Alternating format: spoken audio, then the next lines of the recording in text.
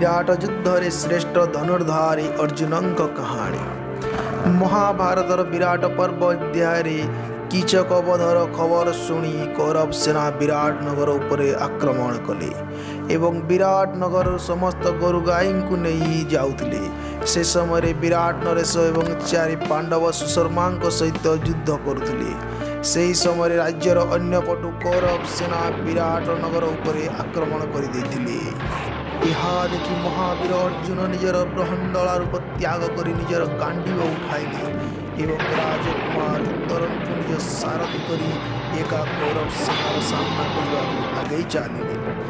अर्जुन कौरव मान द्रुत क्रीड़ा पाइथिबा अपमान प्रतिशोध जली उठिथिले एवं युद्ध भूमि पदार्पण कले।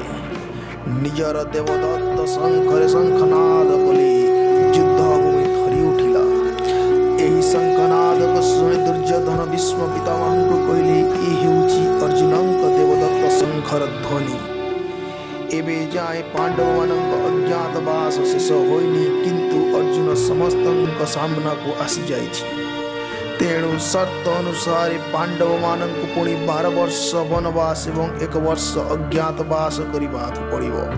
सही समय भीष्म पितामह कहले, दुर्योधन पांडव मानक गणना करिबार ज्ञान अच्छी एवं सेमाने वनवास शेष हेबार सामना को आसिछंती एवं तांकर अज्ञातवास पूर्ण कर सारिछंती। तेबे दुर्योधन कहले, अर्जुन जितेबेले आसी सारिछि आमको मध्य व्यूह रचना करिबाक पड़िबो। तेबे भीष्म पितामह दुर्योधन को कहले, किछि सेना सहित गाईगोरु को नहीं हस्तिनापुर अभिमुखे यात्रा कर एवं बाकी सेना सहित अर्जुन युद्ध करने पितामह आगेले। दुर्योधन गाई मानू नहीं हस्तिनापुर को जाऊा समय अर्जुन असंख्य बाण रे दुर्योधन रास्ता बंद कर अर्जुन एत परिमाण बाण वर्षा कर जाते कि दुर्योधन सैनिक सब रणभूमि छाड़ी पलायन एवं दुर्योधन मध्य अर्जुन बाण क्षत विक्षत हो गए। दुर्योधन एपरी अवस्था देखि कौरव सेना रथी महारथी समस्ते आग को धाई चली। कर्ण को आसबार देखि अर्जुन कर्ण उपर असंख्य बाण चल चलिए। कर्ण भाव असंख्य मात्रा बाण प्रहार कले कि कर्ण अर्जुन आगे नतमस्तक हो गले। अर्जुन बाण आगे कर्णकर रथ सारथी घोड़ा समस्ते क्षत विक्षत हो गले एवं युद्ध छाड़ी पड़े। जान पारे अर्जुन शक्ति आगे कर्ण भली योद्धा मध्य सामना कर कर्ण युद्ध भूमि छाड़ी पलायन कले। कर्ण परास्त हो जावा पर द्रोण एवं पितामह भीष्म एका बेले अर्जुन उपर आक्रमण कले, किंतु अर्जुन निज पराक्रम समस्त अस्त्र शस्त्र को ठन्न विक्षन्न करदेले।